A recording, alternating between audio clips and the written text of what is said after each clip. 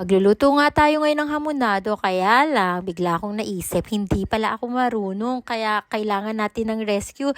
Tawag ngayon ako sa pinsan ko kasi nga sa kanya binigay yung recipe ng nanay ko, hindi naman natin pwedeng tawagan si nanay sa langit, kaya siya na lang yung nagturo sa akin. Ito, nababad pala yun, so hindi natin siya kayang kainin ngayon, pero sige, itry natin ibabad. Ayan nga, yung pork, and then lagyan natin ngayon ng onions, ayan.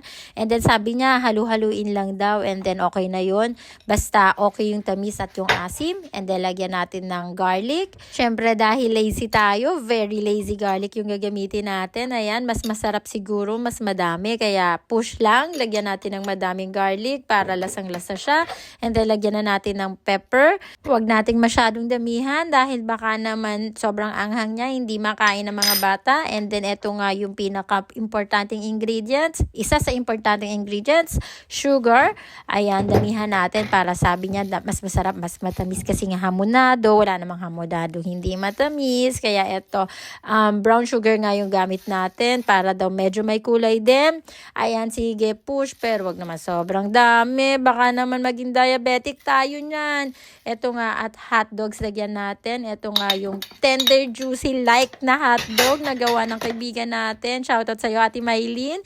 At ito, pineapple juice. Galing Tesco naman to. Lagyan natin ng marami para mas masarap siya. Ayan. Kaso hindi natin kayang ubusin to dahil sobra naman dami. Baka maging sinigang siya. And then sabi ng insan ko, mekos-mekos lang daw natin. Ayan. Push lang natin to.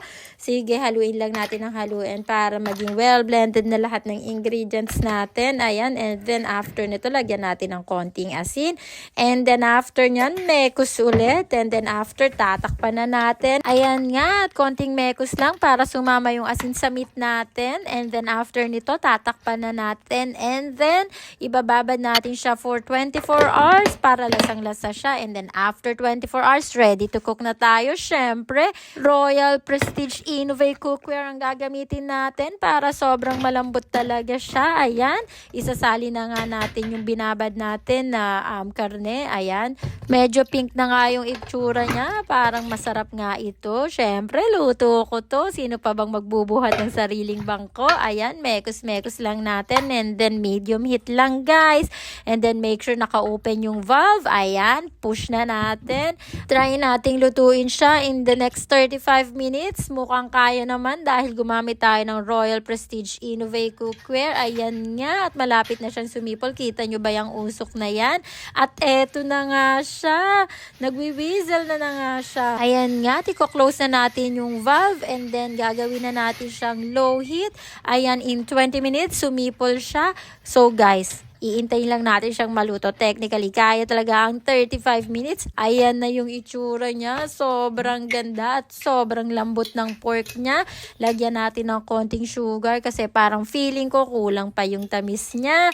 Pero ayan, dahil medyo madami yung sabaw niya. And then iigahin lang natin ng konti and then push na to. Sobrang lambot ng meat niya. Ayan, ang ganda din ng kulay niya. Eto na nga guys, luto na siya. Tada! Extra rice na naman to, guys. If you like this video, comment below and subscribe. Goodbye.